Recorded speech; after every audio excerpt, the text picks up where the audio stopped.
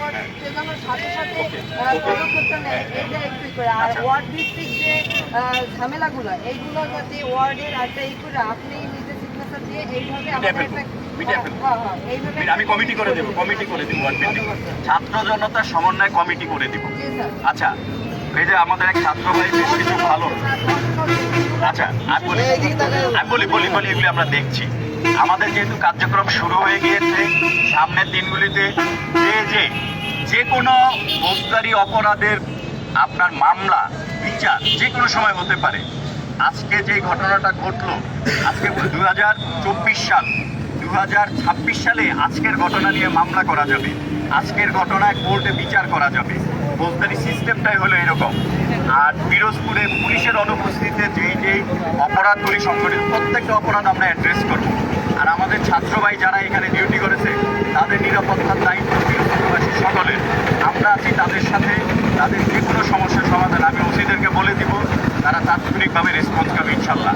আরেকটা বিষয় হলো, ওদেরকে আমাদের পক্ষ থেকে, পুলিশের পক্ষ থেকে যারা এই যে আমাদের ট্রাফিক ডিউটি বা এই যে বিভিন্ন জায়গায় এলাকা পাহারার ডিউটি, ধর্মীয় উপাসনালয় পাহারার ডিউটি যারা পালন করেছে, তাদের জন্য পুলিশের পক্ষ থেকে তাদেরকে আমরা সম্মাননা হিসাবে তাদেরকে আমরা সার্টিফিকেট প্রদান করবো ইনশাল্লাহ। একটা ফরম্যাট করা হবে সেন্ট্রালি, তাদেরকে আমরা আমাদের অফিসে ডেকে তাদেরকে আমরা সার্টিফিকেট দিব। সেই পর্যন্ত আপনারা সবাই ভালো থাকবেন, সবাই আমাদেরকে সহযোগিতা করেন ইনশাল্লাহ। কেউ কোনোভাবে বঞ্চিত হবেন না। আমাদের সংগ্রাম বঞ্চনার বিরুদ্ধে, আমাদের সংগ্রাম বৈষম্যের বিরুদ্ধে। ছাত্র জনতা, আমাদের কাছে কোনো বৈষম্য নাই।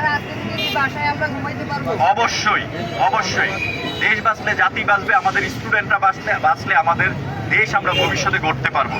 ওরাই দেশের ভবিষ্যতের স্রষ্টা, দেশের ভবিষ্যৎটা ওরাই গড়বে, ওরাই হলো দেশের ভবিষ্যৎ। আমরা সবসময় বলি আমাদের ছাত্ররাই আগামী দিনের ভবিষ্যৎ। ওদের প্রতি অনুরোধ, তোমরা একটু পড়াশোনা করো, পড়াশোনামুখী হও, বাসায় যাও, আস্তে আস্তে বাসায় অবস্থান করো। কেউ তোমাদেরকে একটা ফুলের টোকা দিতে পারবে না ইনশাল্লাহ। আমি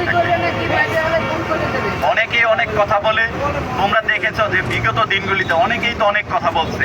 দেখো এটা আমি বলি, এই শোনো, আমি বলি না, তোমরা পারবা ইনশাল্লাহ, সামনের দিনগুলিতে পারবা। দেখো, যারা বা যে দেশে আসতে পারে না, দেশ আসা তাদের নিষেধ, তারাই সম্মানের সহিত আসে, তাই না? এখন সম্মান দেওয়ার মালিক কিন্তু সৃষ্টিকর্তা। সম্মান আমাকে যে চেয়ারটা দিয়েছেন সৃষ্টিকর্তা, আবার উনিও কিন্তু আমাকে এই চেয়ারটা থেকে বিতাড়িত করতে পারেন। কাজে বড়াই করার কিছু নাই, অহংকার করার কিছু নাই, ওকে মেরে ফেলবো, কেটে ফেলবো, এরকম হুমকি দমকি দেখানোর কিছু নাই।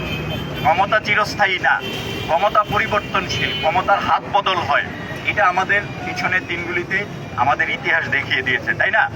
আরেকটা বিষয় হলো, এই যে ক্ষমতা দেখে দম্ভ ভরে বলা, লোকজনকে হুমকি ধামকি দেওয়া, ওই দিন শেষ।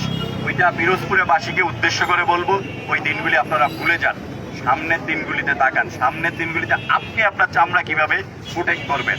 আমাদের ছাত্র ভাইদেরকে যদি কেউ হুমকি দেয়, আমাদের ছাত্র ভাইয়ের উপর যদি কেউ কোনোভাবে মানসিকভাবে হোক, শারীরিকভাবে হোক আঘাত করে, তাদের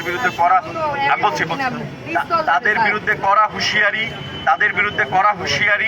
আপনাদের ওই হাত আমরা ভেঙে দেব। আমরা সমন্বিতভাবে ওই হাত ভেঙে দেব। আমরা চাই না ওই দিনগুলি আসুক। আমরা চাই শান্তিপূর্ণ পিরোজপুরে শান্তিপূর্ণ পরিবেশ বজায় থাকুক। ধন্যবাদ সবাইকে। একদিনে সব বললে হবে না, আবার সামনের দিনগুলিতে আমরা দেখি ইনশাল্লাহ।